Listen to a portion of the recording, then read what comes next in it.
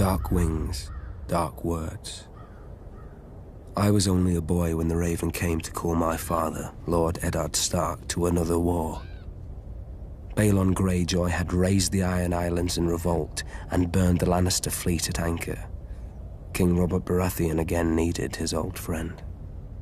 My mother Catelyn was not happy to lose her lord husband to Robert again.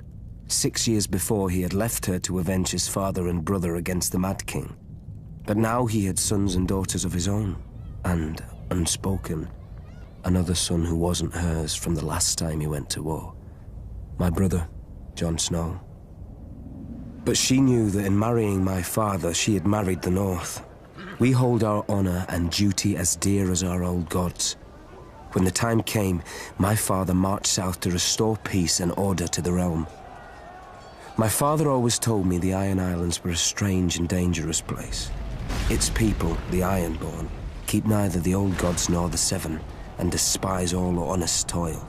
Their ancestors ravaged the western shores, raping and slaving and putting it to the torch, and their songs still ring through the halls of the Ironborn, while everywhere else they're whispered to wayward children at bedtime.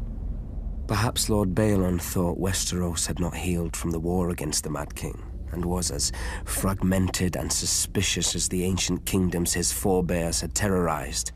Robert's navy corrected him at Fair Isle when they smashed the Proud Iron Fleet. Robert and my father corrected him at Pike, his own castle, when they pulled down his towers and breached his walls.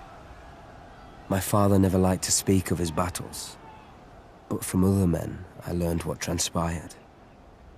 Thoros of Myr was first through the breach with his flaming sword. Not far behind him was Jorah Mormont of Bear Island, my father's bannerman who earned the knighthood he would later shame, and lords from every corner of the Seven Kingdoms.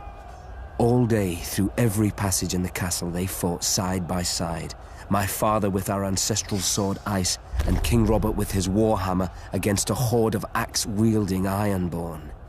In the end, Lord Balon bent the knee. King Robert generously allowed Lord Balon to retain his title and castle. The price of peace was custom. The only son of Balon's to survive his foolish rebellion would be taken as a hostage against future treasons.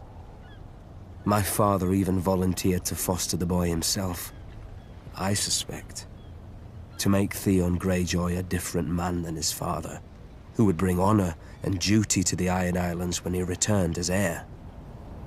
So my mother's silent fear came true, and my father returned with another child. Theon ate with us, played with us, and fought with us. Once the great bond between my father and Robert Baratheon united the realm against the Mad King and brought him to justice for his crimes.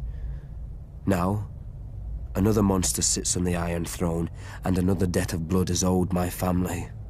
Theon is my murdered father's ward. I am my murdered father's son. Like my father and Robert, bound in blood, if not by blood, we are brothers.